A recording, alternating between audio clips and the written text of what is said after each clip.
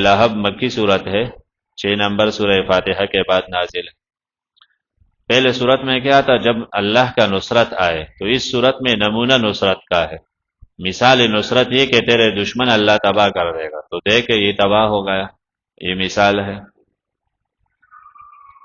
تبت یدا ابی لہب، ابو لہب آپ علیہ السلام کا چاچا ہے، عبد العزیٰ ابن عبد المطلب ہے،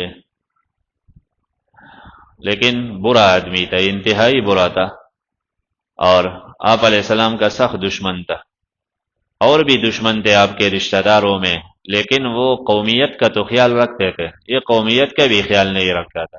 جہاں بھی آپ دعوت دیتے تو یہ کڑے ہو کے کبھی آپ علیہ السلام کو اتنے پتھروں سے مارتے کہ آپ علیہ السلام کے بدن مبارک سے خون جاری رہتے۔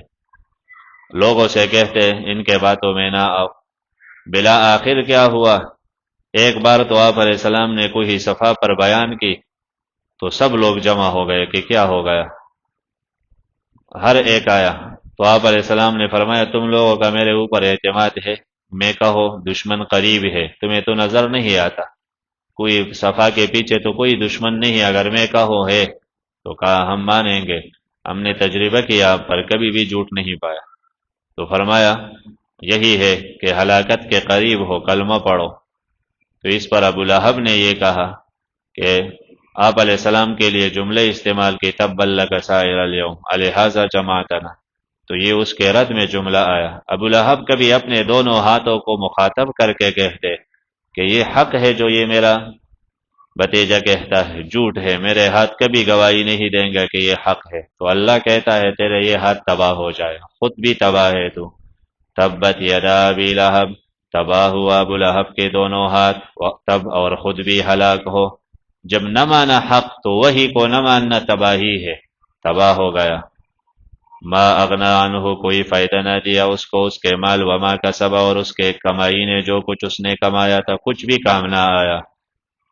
سیصلی نارا، جلد ہی داخل ہوگا آگ میں، ذات لہب، جو بھڑکتی آگ ہے، گرم آگ میں داخل ہوگا۔ تو پھر مر گیا برے موت کے ساتھ۔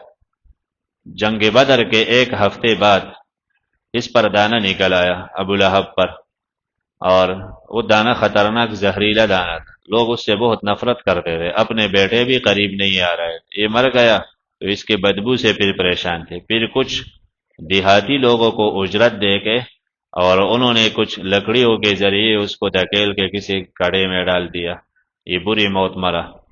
یہ قرآن کا صدق کی نشانی ہے کہ قرآن نے کہا ابو لہب تباہ ہے، تو وہ یہ صورت پڑھ کے پھر بھی ایمان نہیں لا رہا، کتنا بے وقوف، یعنی اس کو چاہیے تھا کہ ایمان لا کے اور پھر لوگوں سے کہتا کہ میں تو ایمان لایا، یہ نبی نے کیسے کہا کہ یہ تباہ ہے؟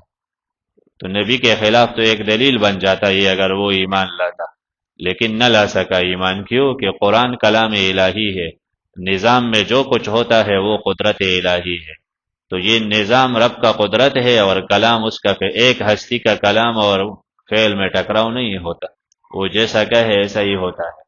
سیصلی نارا، جلد ہی داخل ہوگا آگ، بھڑکتی آگ میں، وامرأتہ، اس کی بیوی، حمالۃ الحطب، ایندھن اٹھا کے پھرتی ہے، حمالہ اٹھائے پھرتی ہے، الحطب ایندھن لکڑیاں، یا تو مانا واقعی لکڑیاں، لکڑی جمع کر دے دی، مالدار وڈیرہ کی بیوی، لیکن اس کی عادت وہ عام مزدوروں کی تھی، یا مانا لکڑیاں جمع کر کے ایندھن، خس و خاشاک اور کانٹے پیغمبر کے راستے میں، صحابہ کے راستے میں ڈال دیتے ان کی پریشانی کے لیے۔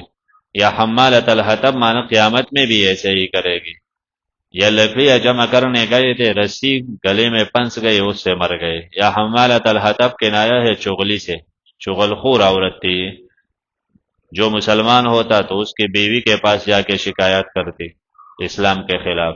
فی جیدہا، اس کے گردن میں، حبل، رسی، من مسد، مونچھ کے رسی، مسد کجور کے پوست سے بنے ہوئی رسی، کجور کے پوست سے مراد کجور کے چلکے نہیں ہے، اس سے رسیاں نہیں بنتے، بلکہ کجور کے جو شاخ ہے اس کے جڑ میں باریک باریک داغے ہوتا ہے، جیسے ہمارے مسجد کے باہر ایک کھجور ہے، دیکھ لے اس کے جاڑ میں ایک جالیدار قسم کے باریک داغے ہوتا ہے، اس سے لوگ بستر بھی بھر دیتے، روئی کے برابر یہ کام کرتے، یہ عرب لوگ استعمال کرتے، اور اس سے رسیاں بھی بنا دیتے، یہ مضبوط ہوتے، یہ مراد ہے۔ اوپر پتھے یا چھلکے مراد نہیں ہے، اس کے اوپر کوئی نہیں سو سکتا، یعنی اس کے شاخ ہے وہ تو سخت ہوتا ہے